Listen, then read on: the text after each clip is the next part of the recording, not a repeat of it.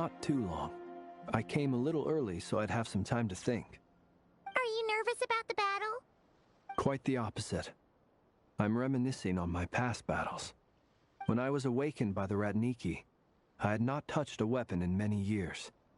I felt like the battlefield was not where I belonged.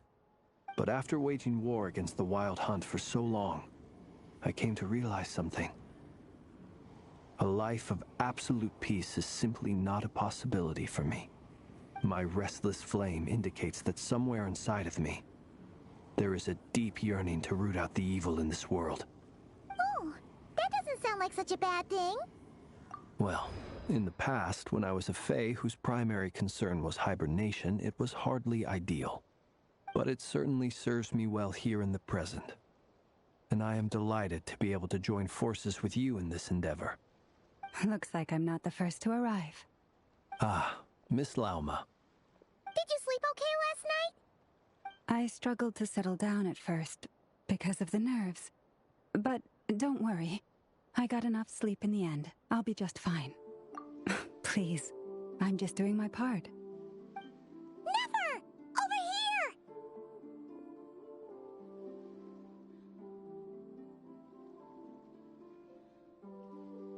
Aino asked me to relay a message.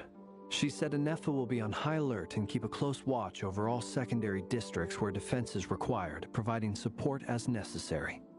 Meanwhile, Aino herself will provide range support to us directly, using her latest invention. Excellent. My thanks to all involved. The chess set's looking a little unstable. It won't hold him much longer. We should be prepared to engage at a moment's notice. No sense sitting around waiting. Let's make the first move while we still have the option.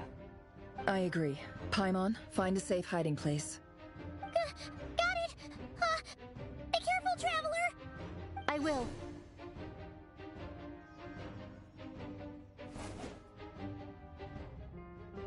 Everyone, take your positions as soon as the battle starts. Every ounce of strength we have in our bones, let us bring to this fight. Ready? Let's go. I've seen all your futile ploys before. You have become the authors of your own demise. I wouldn't be so sure about that. You are merely a moment of sport before I tear down the moon.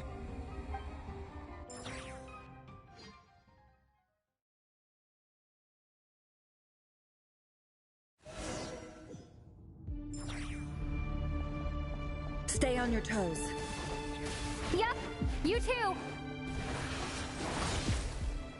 Go! Ha!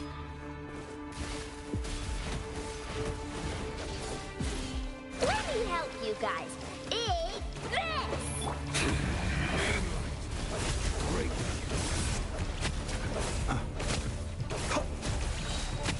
To dust. Hunt them down! No more lies. Pathetic!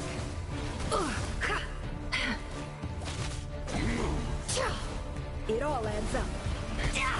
Futile! Can't hide the truth. It all adds up. Moonlight betrays you.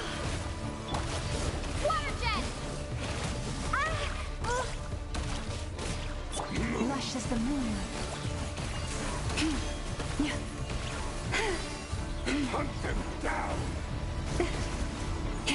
The moonlight betrays you. Receive a grave transgression. For the everlasting Hunt them forest. down! Just be silent.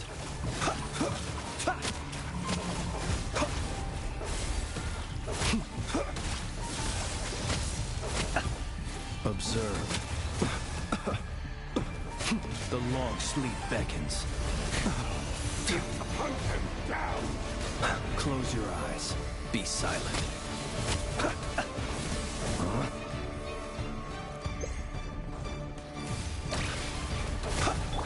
Hunt them down! Seek within. Pathetic! Can't hide the truth. Branch into... It began with the moon, and so shall it end. The moon will protect you.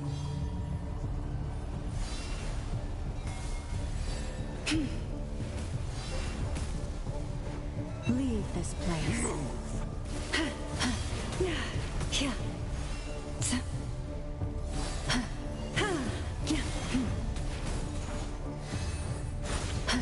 Forest, protect us.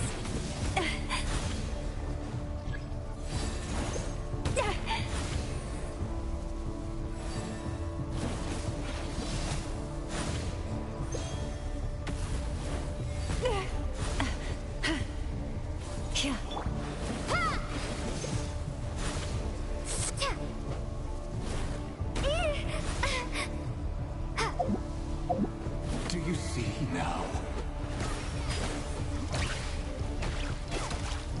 It all adds up.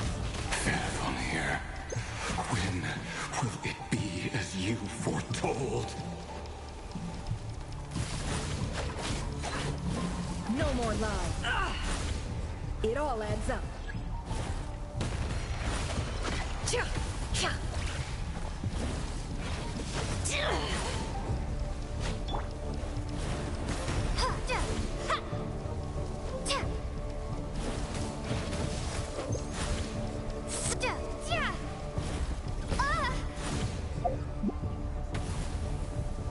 Your foul spirit is not welcome here.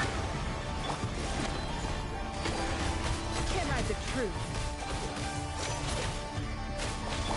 With one heart, we pray. Lush as the moonlight. A grave transgression. Beware the creatures of the night.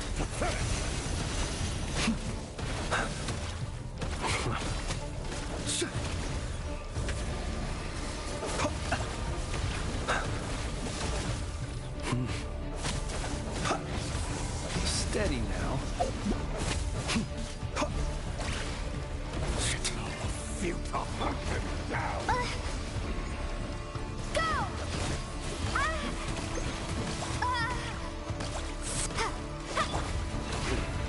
Pathetic. The moonlight No more lies. race Close your eyes.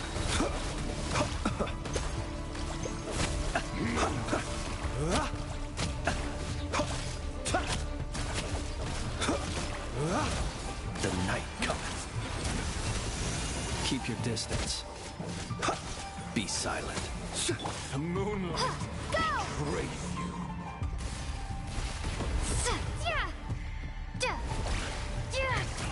Futile.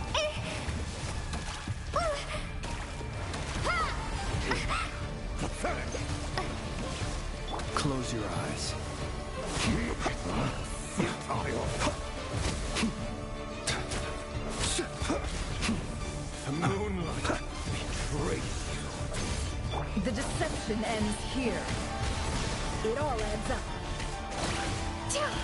No. Pathetic. Your little game of heroics is over. Who wants to go first? Raise you.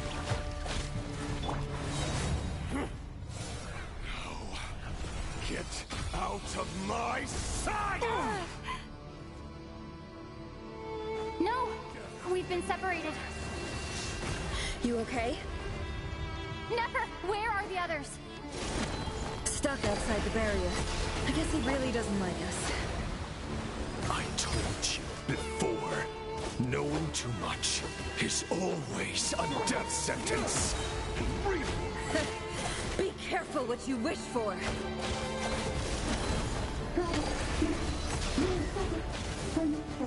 Laura! Can you hear me? Silence. Voices are gone, but at least I know they're still there. I need to focus. Stick to the plan. Remember my most important task. Just stalling him. If I can stall him for long enough, the moment will come.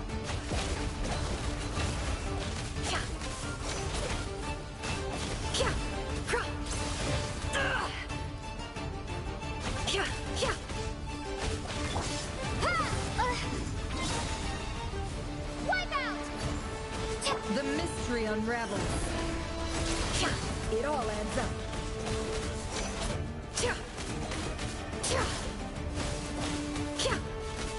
Can't hide the truth.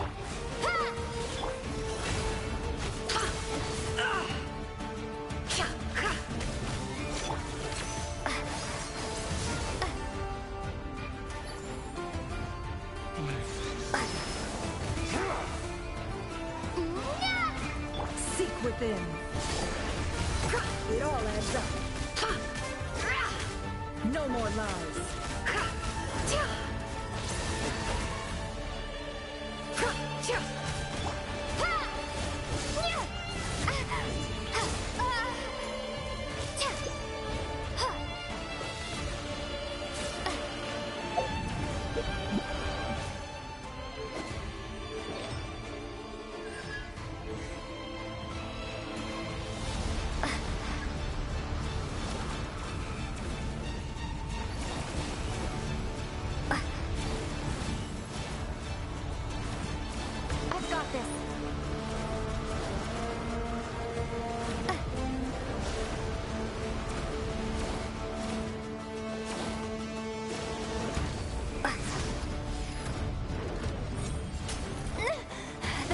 Broken. I can't keep this up. Don't push your luck.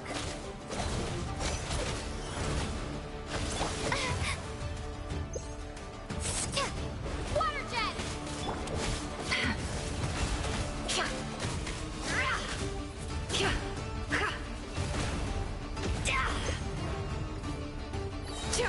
Bombs away.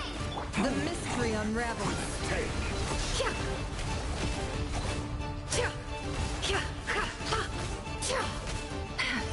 No more lies. Go!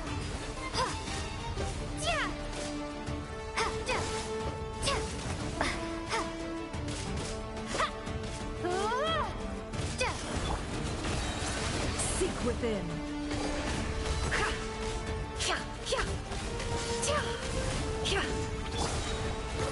Wipe out!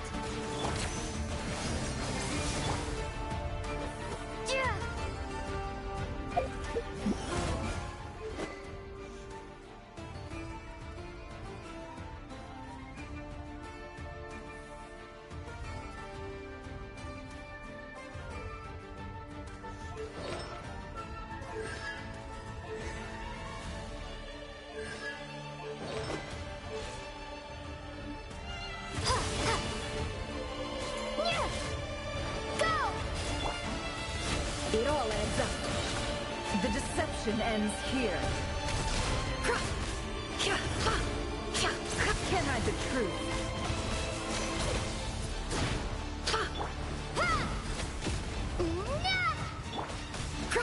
No more lies.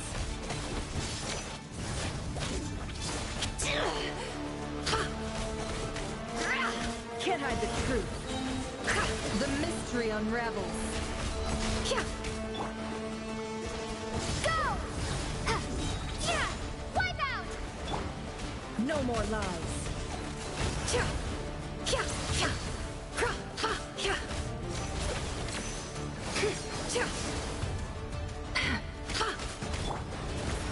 Can't hide the truth.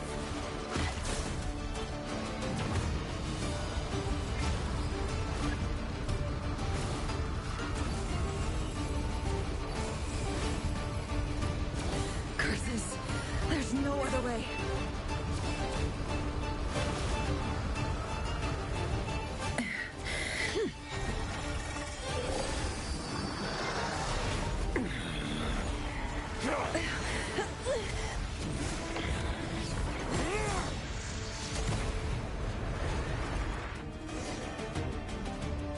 The only way to defeat Rerir is to borrow his own power.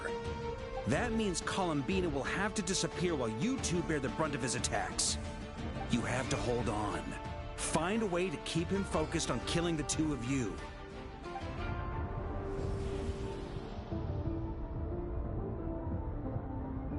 Nefer! Your eyes are bleeding. Soon you will be powerless to resist. And then, I will reduce you to dust. but that dust will plague your memories. Come on, keep holding on. Any other tricks up your sleeve? Let's see them. As entertaining as they are, you've backed yourself into a corner. You don't fool me. I see your fear clear as day. I have to stoke his rage. Make him unleash everything. You fear what you could never defeat. You fear the thought of never being able to save your beloved. You cannot win the fight against fate, Rerir. Is that what you think? Well, now it's your turn to feel afraid!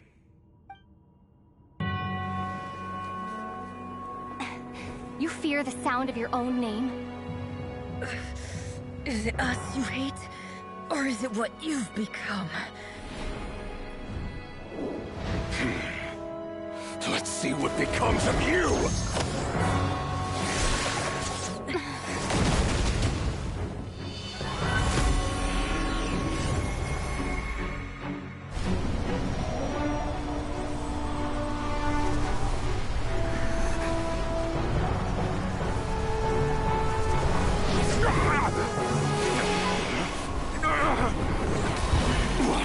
Happening?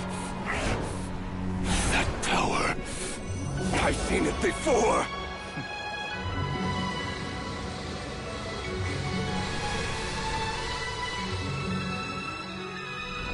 His power is on another level. We'll need to use an alchemical array to convert his power into a usable form. Then quickly channel it into Columbina, rendering her powerful enough to compete with him. I'll join you. I can help. If I release enough abyssal energy into a confined space, it'll create a potential difference, allowing us to extract a huge amount of elemental energy. Next, I'll synchronize with everyone's minds using Pyro, then give you temporary access to their abilities and fields of view. But it won't last long. Can you see? Well enough. So, we have a student of Gold Rheindotter in our midst. How about that?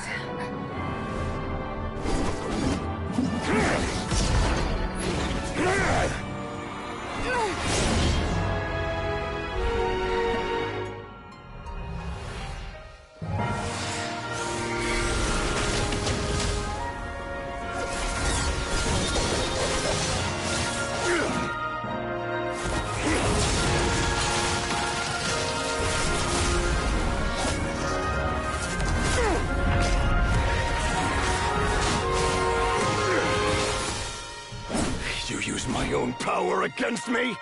Just like how you stole Kuvaki. Look familiar?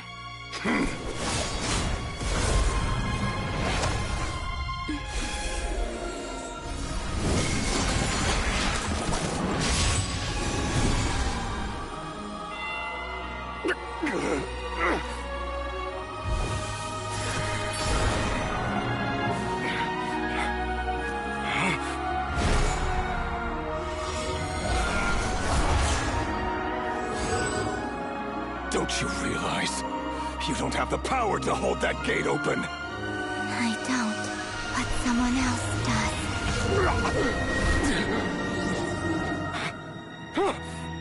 Goodbye, Rerir.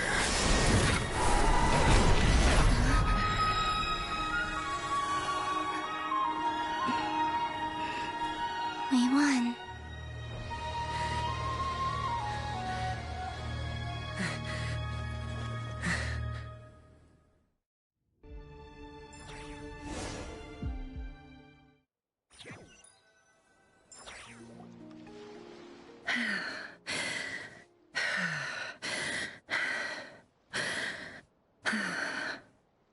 Nefer, how are your eyes? They're fine. Apart from the blindness, of course. It's not too late. Let me handle it.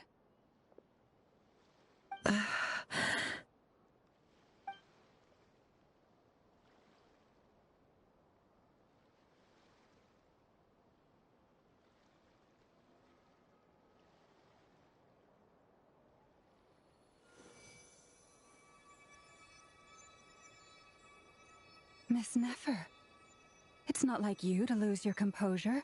That was the most reckless thing I've ever seen you do. Reckless how? The situation was critical. Our lives were at stake. We had to do something. Even so. Okay. I guess you're right. Under the circumstances, it was a wise decision. You traded your eyes for an incredible victory. In business terms, I suppose that's a huge return on investment. I'd be hard-pressed to argue otherwise. Still, I don't like this outcome, and I don't want you to lose your sight for good. People suffer when they make sacrifices they shouldn't have to make, whether that means faith, strength, or in this case, your ability to even see. I had hoped you could win without sacrificing so much as a single hair on your head. Thank you. Really. All done.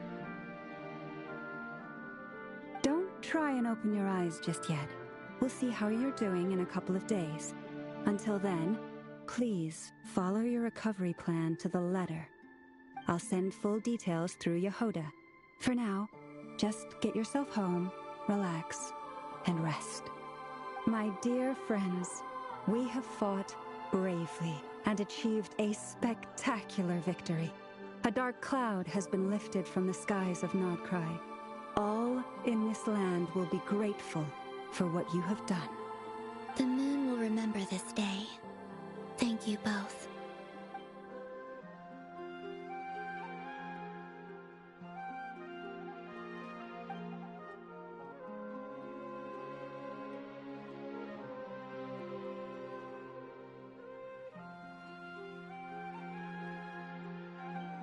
There's something I want to let you know. What is it? When Durin connected everyone's minds so I could access their powers, I also felt everything they felt. And since Nefer's eyes were injured, my eyes are hurting now too.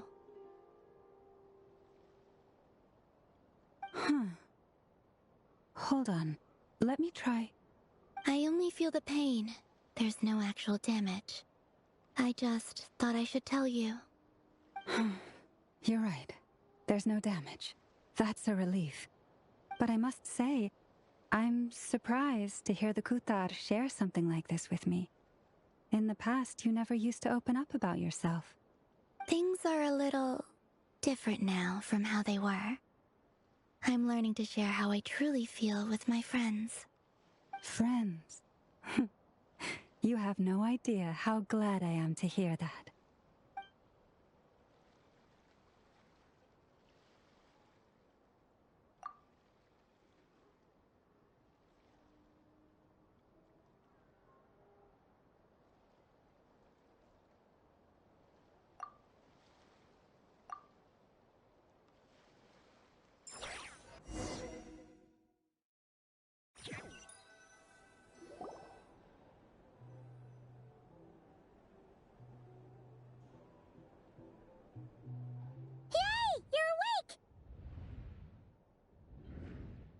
How are you feeling? Any aches and pains? Did you sleep well? I'm doing all right, Paimon. No need to worry about me. Phew! Well, that's good. Paimon's been sitting on the edge of the bed worrying about you for ages. You slept a whole day and night. Poor Paimon had to eat all by her lonesome. Glad to hear you didn't starve. How is the food? Well, it wasn't the same without you there to share it. Honestly, Paimon just can't relax when you're not your usual self. She couldn't enjoy the food and settle down to sleep. Well, I'm back to normal now. Oh yeah, and Albedo swung by earlier. He said to tell you to head to the tavern when you woke up. Varker and the others are organizing a victory feast and they want to celebrate with you. He also dropped off some medical supplies, but you seem fit as a fiddle, so guess you won't be needing those. If you're feeling up to it, let's head over now. Wouldn't want to keep them waiting.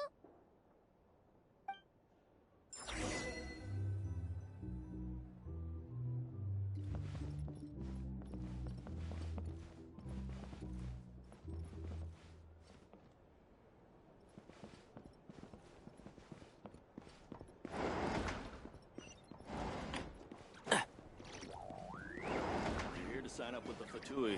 Make sure your paperwork is all in order. We're here! Oh, Traveler and Paimon! Perfect timing! We were literally just saying how there's no way we're holding this victory feast without you any longer, and we would have postponed it till tomorrow. How are you feeling today? Much better, thanks. Don't worry about me. Relieved to hear it. If that changes, just let me know. Happy to check you over at any time. Yep, we're here for you. Anything you need, just let us know. Oh wait, where's Nefer? How are her eyes doing? Nefer's right over there. I'm sure she'd love to catch up with you. Hey there. Looking for a drink or two? Or perhaps a room for the night? Our drink recommendations? Well, for starters... Nefer! Traveler, Paimon, are you recovering well? Turns out that moon chanter has some real talent after all. My eyes were mostly recovered after just a couple days' rest. I can actually open them again now. Yeah, but you gotta be careful. Lauma says not to strain your eyes while they're still healing. Yes, thank you. I'm well aware. Yehuda, could I borrow you for a moment? I could do with an extra pair of hands. Oh, sure. Coming. Did you hear that? I gotta go help Lauma for a second. You guys chat among yourselves. I'll grab us some drinks on the way back. Paimon, you still like 'em sweet? You bet! Make it extra sweet, because Paimon's earned it! Sure thing!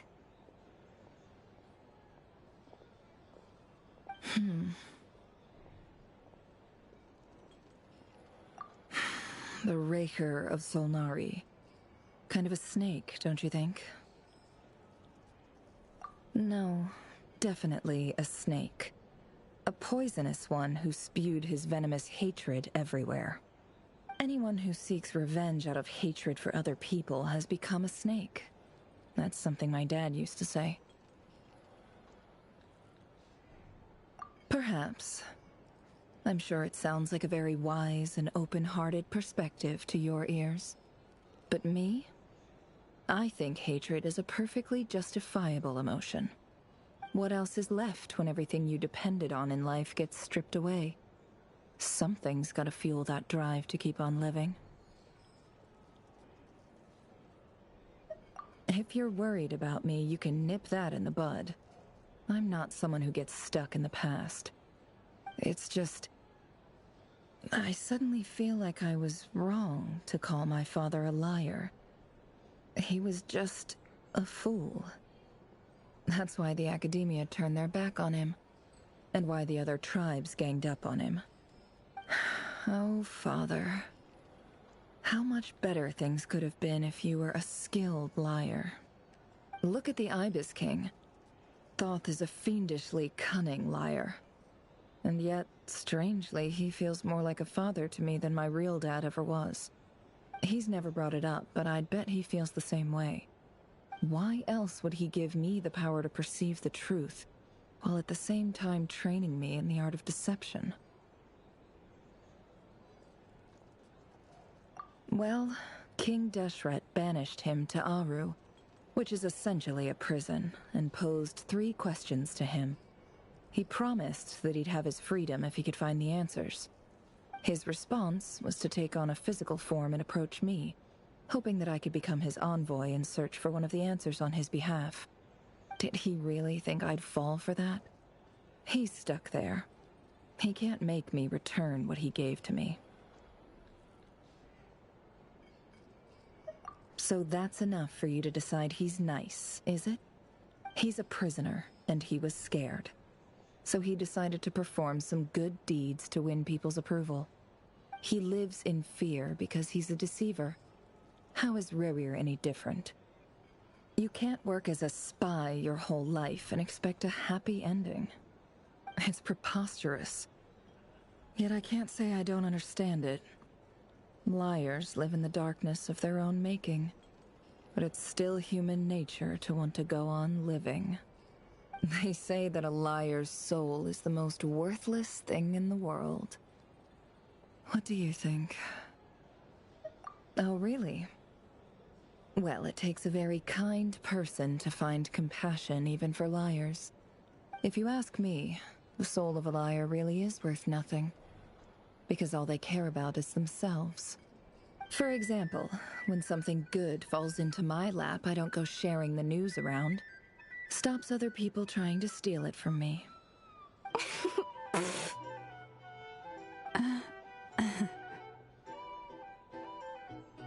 So be it. They have sharp ears. I can't keep anything from them. Wow, is that what it looks like? Well, you all know my past now. And I can't simply eliminate everyone who knows too much.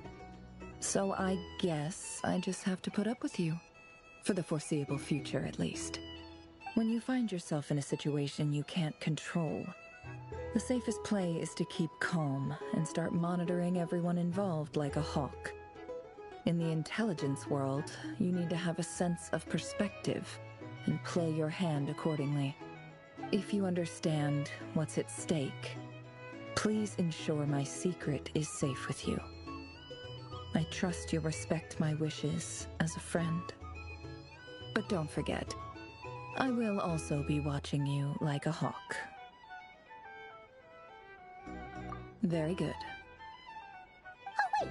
Now that the panic's over and we've all calmed down, Paimon suddenly remembered something. After all that build-up, our mystery ally never showed up even once!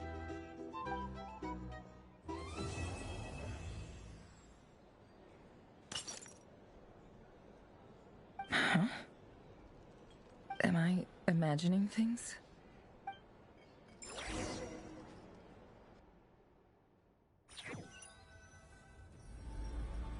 So, that close colleague who stayed behind with you? What's he been up to recently? Don't know, don't care. I get more normal human interaction from hanging out with Bosco too than him. Although, now you mention it, he hasn't bothered me in a while. I wonder if... If he's disappeared without a trace, it's the biggest gift he ever gave to the world. But I somehow doubt that's what's going on. He won't lie low forever. So we'd better stay on guard.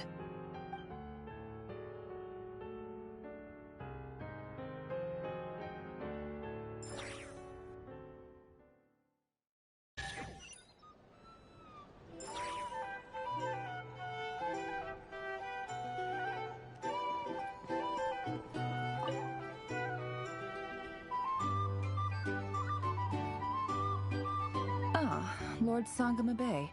How lovely to see you. I must thank you for the device you provided. It was an enormous help. Would I be right in thinking that it was developed by the Academia? Why come and ask me when you clearly know already? I mostly came to thank you. That's more like it. A little gratitude goes a long way with Lord Sangama Bay. Play your cards right, and you might even stand a chance of becoming my long-term supplier.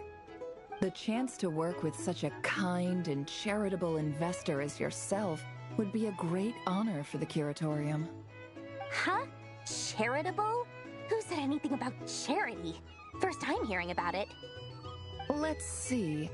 The first plot of land you purchased in Nodcry, your desert interests, and... Stop! What do you think you're doing? Exposing my investment history! It's nothing to hide from. They're all perfectly legitimate investments.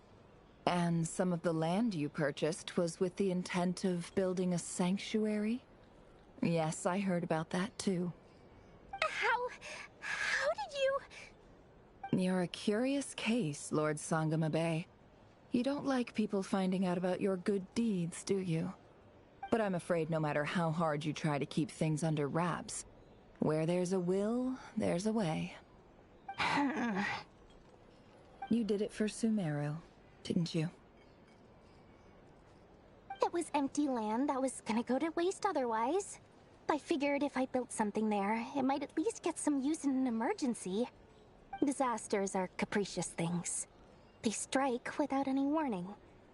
I've lost family to a disaster before, and I don't want to lose any friends or business partners if I can help it. My elder sister used to dream of finding a sanctuary. Somewhere with plenty of food, water, and medicine.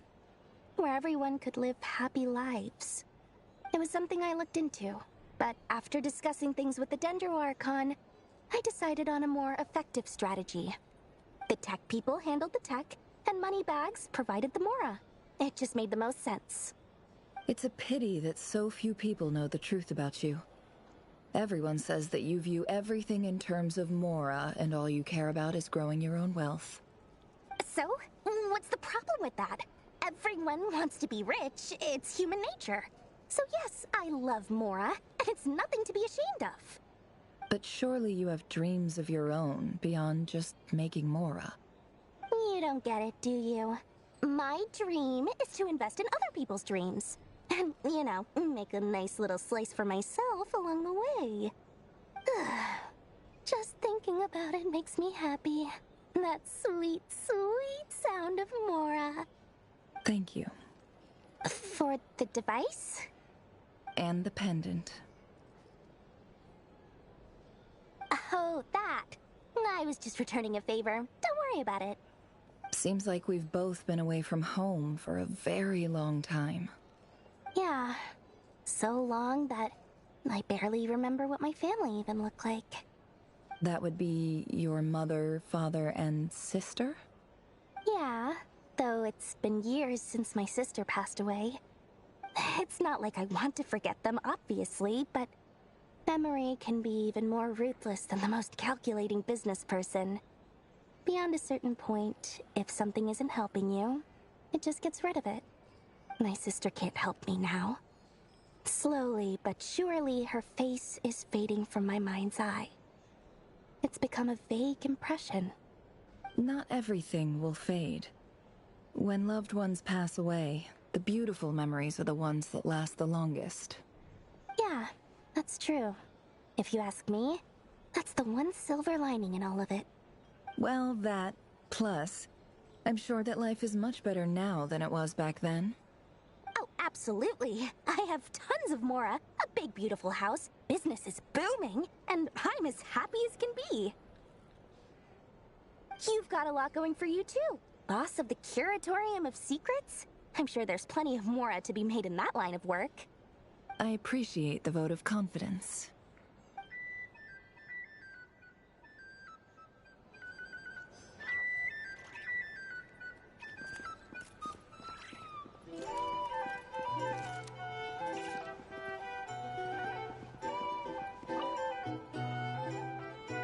How have you been holding up? Any adverse reactions? If you start to take a turn for the worse, make sure you tell me right away. You don't need to worry about me, Grandmaster. I'm fine. I mean, I barely did anything, so... What? You're too humble, young man. You played an indispensable role in the battle for Notcry. We can't thank you enough for your support. Sometimes, when people praise you, it's because you deserve it. The best thing is to accept it calmly and with grace. It's important to learn how to respond to words of admiration. Let's do a quick demonstration. Albedo, that was an incredible feat of alchemy. The pressure was on, but you worked flawlessly at lightning speed to get the job done. Thank you. I can't take all the credit, though. Durin played a big part in forming the alchemical array. See? Did you catch that? A masterclass in how to take a compliment. Oh, okay, yeah. I did work pretty hard to help prepare for the battle. No point denying that. Hey, you guys! Hey, look who's bounced back. Looking good, Traveler. Seems like you've recovered. You won't need to take any more medication. Can I get you a drink? Huh? You know how to order at a bar now? You've sure learned a lot recently. Handling a drinks order is ridiculously simple compared to alchemy. Don't worry, I'll blend into society yet. believes it. You're clearly a fast learner, just like your brother. To be totally honest, though, Paimon didn't quite follow all the details when you first explained the plan to us. Don't worry, that's completely understandable. Unless you're a student of alchemy, it's hard to grasp the principle and how the process works. To put it in the simplest terms, we saw how our enemy stole the power of Kuvaki. And that gave us the idea of stealing his power to turn it against him. When facing an enemy you have no hope of defeating, it's best not to engage them in battle. So, instead of looking for a way to overpower him, we decided to help Columbina get strong enough to at least stand up to him in a fight. For this to work, we had to analyze his modes of attack, confirm who his main target was, and make sure that he wouldn't go beyond the range of the alchemical array. For added security, we prepared a total of 4 arrays. But to mitigate the impact of the battle, we identified one location in particular as the ideal spot, which is where the confrontation took place. The alchemical array absorbed his abyssal power. Then Durin processed it to render it usable by Columbina. That power enabled her to do what would otherwise have been nigh on impossible. What surprised me was that Dainsleif actually agreed to join us. Given his history with Rerir, he had every right to sit this one out. But we're extremely grateful for the decision he made. It must have been a painful choice to make. But I'm sure that making a decision was far better for him than staying in limbo. Absolutely. He was torn between 2 paths, but in the end, he made his choice and stuck to it resolutely. He doesn't strike me as the sort of person who'd stay trapped in limbo for long. Anyway, however you cut it, everyone gave a stellar performance.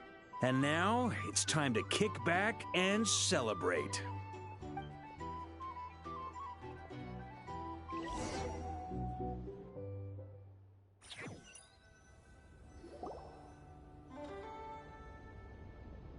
That's the only reason you're here.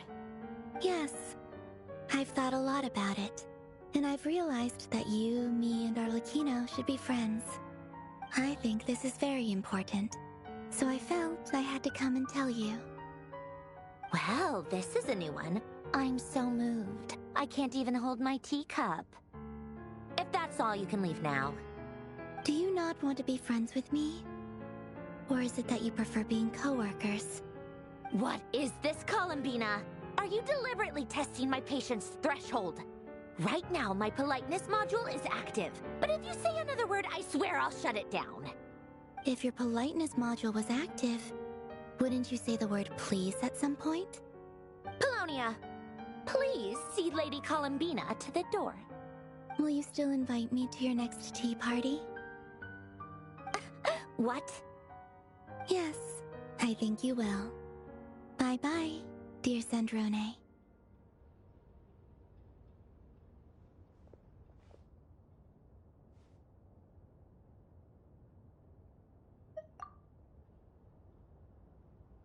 Last time, the Wild Hunt escorted you out. Would you rather I handled it myself this time? We just wanted to, see how you were doing now that it's all over. Why? Out of concern for my safety? I hope you didn't seriously think that the Rächer of Solnari would be able to lay so much as a finger upon me, given how prepared I was. Mostly because you kind of helped us out, so we just wanted to check you were okay. Looks like all your robots are fixed, huh?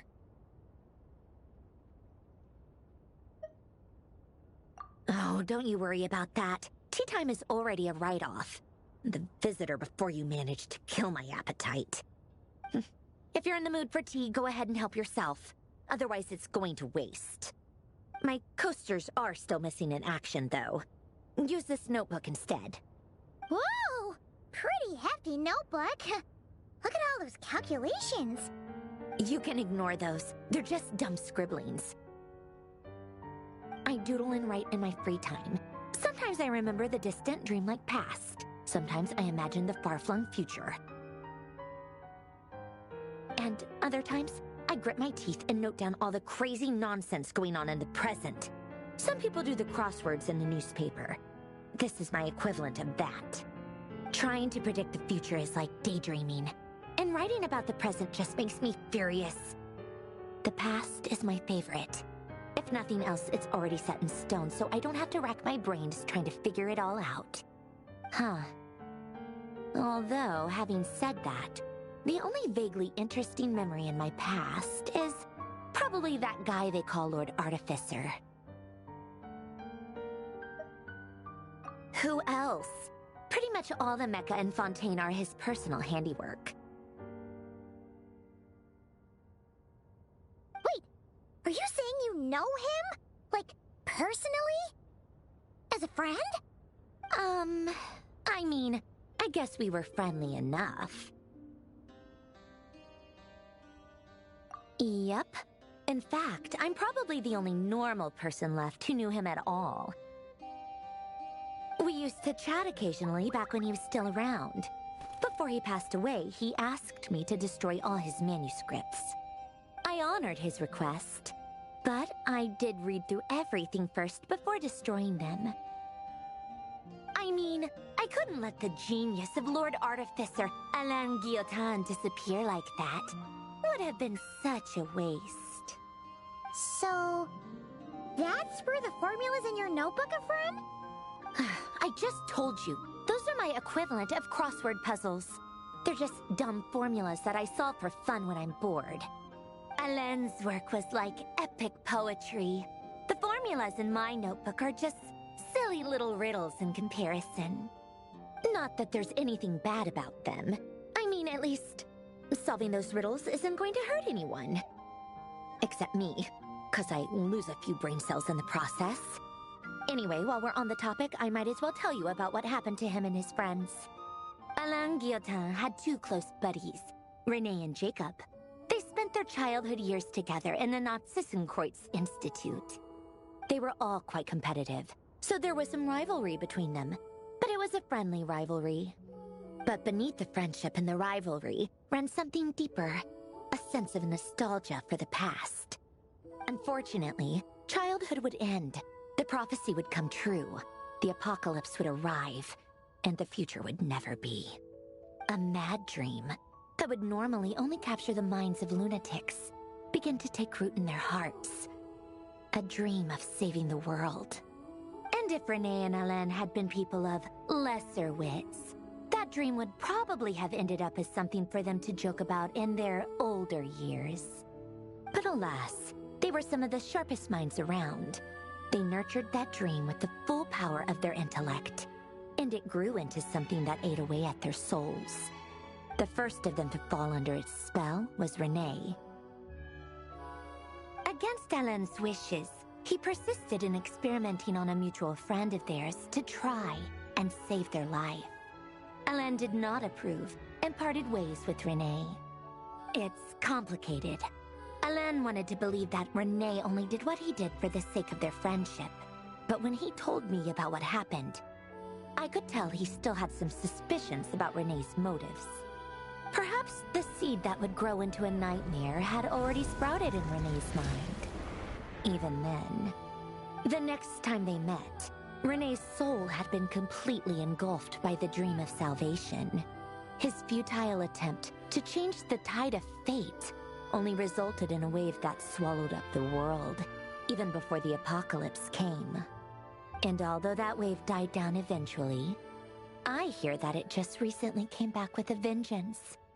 As I understand, Renee wanted to live out his dream of salvation once more. But I'm told that the attempted resurgence finally died out for good. At long last, Renee awoke from his deluded dream. Though of course by then it was far too late. What do you think of Renee? Do you admire his transcendent genius? His view that any price was worth paying to achieve the lofty goal of saving the world? Or do you despise him? Dismiss him as an evil madman who wrought havoc on the lives of everyone around him as he pursued his delusional dream? Same difference, really. Just a matter of perspective.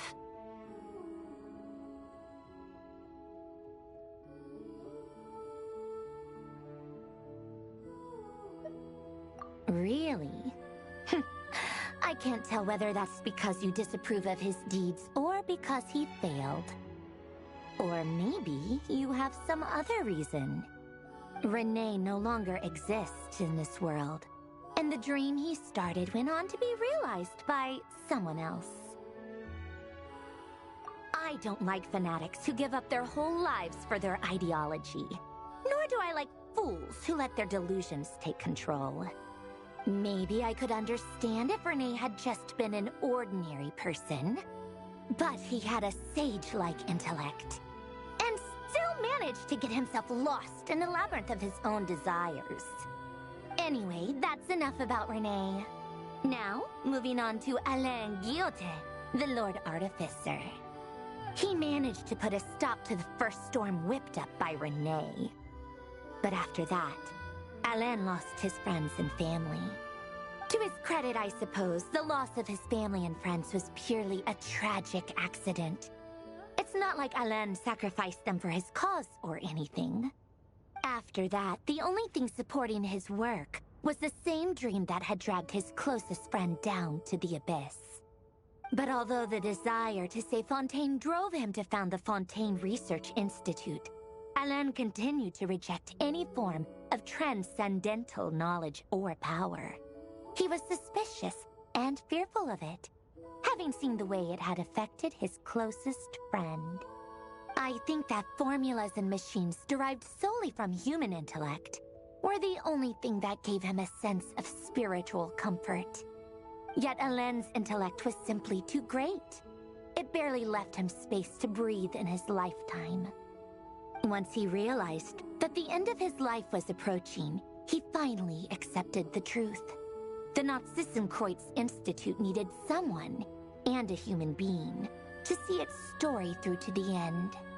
He quit working on his formulas, trading them in for the fairy tales that had played such a formative role in his childhood, but which he barely touched in his adult life. He told me that the director of the Nazissenkreuz Institute used to read those fairy tales to the children as bedtime stories. Apparently, they worked wonders at sending kids off to sleep. I think that all he wanted at that time in his life was to be able to sleep deeply without being plagued by depression. By that point, nothing else really mattered.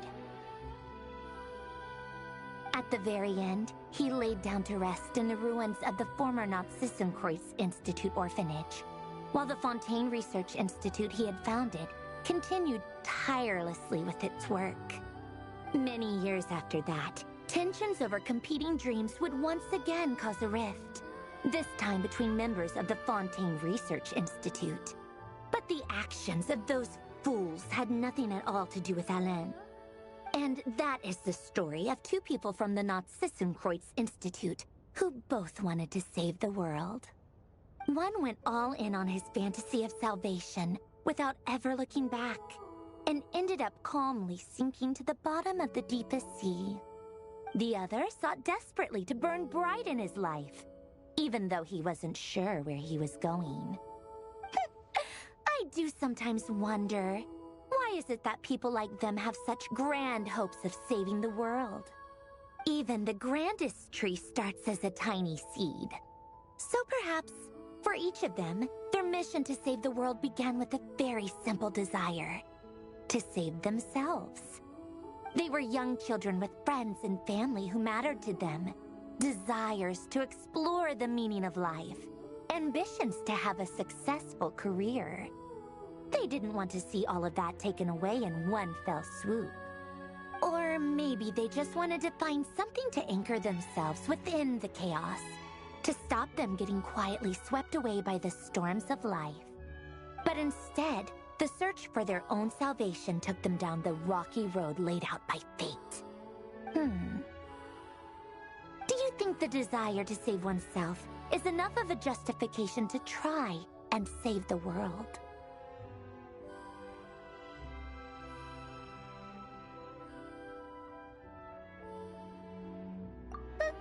The way you said that sounded just like Alain. I asked him the same question back when he was in his prime, putting all of his energy into his work. He gave the exact same answer as you did. No elaboration, just a quick short answer before getting right back to his work. He was always that way. All right, tea time's over. I owe Arlecchino a favor for telling me these stories. I'll have to bring a whole sack of gifts the next time I visit the House of the Hearth. I'm gonna go tinker with Paulownia now. You guys can do whatever you want, as long as it doesn't involve interrupting me. Paulownia, exit hibernation mode. Begin diagnostics.